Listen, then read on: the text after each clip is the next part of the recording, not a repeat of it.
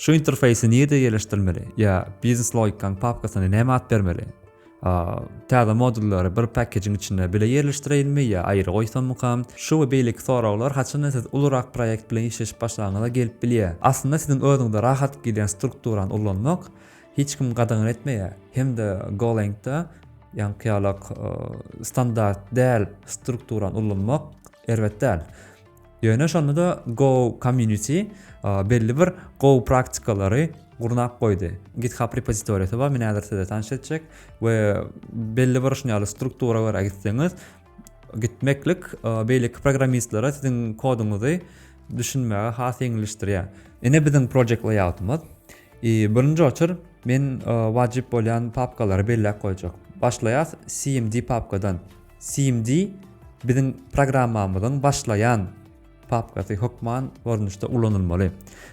Bärde biziň main.go faýlymyz ýerleşýär. Käbir argumentler we config faýlar we database'in konfigurasiýalary, ýa-ni router-laryň konfigurasiýasy haýsy framework kullanmaly we bu esasy ýankyýarak start faýl bolup çykýar we şu faýl bilen biziň sistemamyz işläp başlaýar.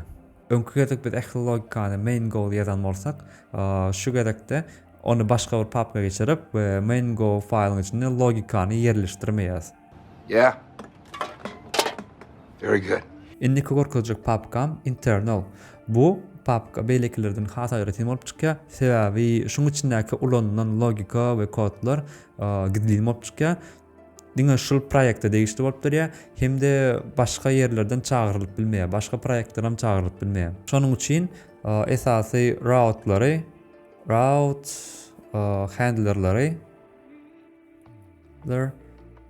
şolary ýerleşdirilýär. Bärde secure.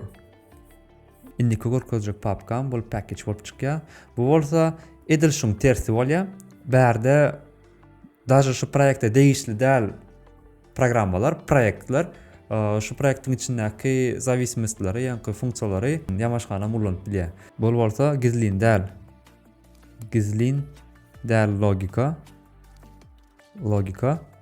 Bärde helperler, middleware'ler, mesela GVT token'ın encrypt funksiýalary we şoňa meňleşdiripler ýerleşdirip bolýar. Indiki gurrun berýän papkam vendor.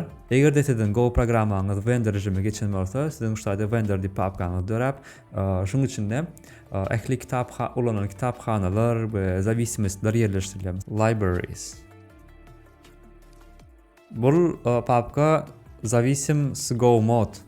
Buradan siz şu vendor rejimine geçireňizde siziň ýa-ni go mod faýlyňyz we şu vendor papka bilelikde run zawisim bolup gitýär. Indiki gorkajak papkam API. Käbir adam pikir eder, şu API diýmek ýa-ni route mukadip, ýöne route däl bärde ýa-ni Swagger API ýa-da Proto API schemalary ýerleşýär. Aşağıda web diýip papka dur. Bärde web application'lara degişli ýa-ni static faýllar bolup biler. Bu HTML, JS, CSS ýa-da mysal üçin Golang'ın JavaScript üçin şablonlar bolup bilýär, templates.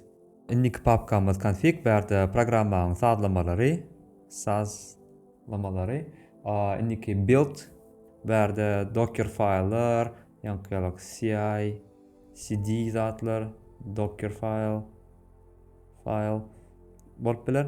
Ondan deployments'ta IAM time, mysal üçin Kubernetes ya Terraform ya da ýa-ni Docker Compose üçin time config faýllar gerek bolup durýar. Test etýän bolsaňyz hemme testlaňyzy bärik ýerleşdirýäňiz. Test üçin. Soňra programmany ýazyp, birden dokumentasiýa ýazdım diýseňiz, şunu ýazyp ulanmaly. Dokumentasiýa. Medicina poçer. Tools. Bu bolsa, mysal üçin bizde package bar we internal bar. Şular bilen bagly bolmaýan gerek instrumentler ýerleşdirip bolýar bärde. Examples. Bu ýerde misallar şu programmaň ýa-da kitapxanaň ulanýyşyň misaly ýerleşýär. Assets. Bu yerde ikonkalar, image'lar, logotipler ve şolar ýaly assetsler ýerleşdirýäs.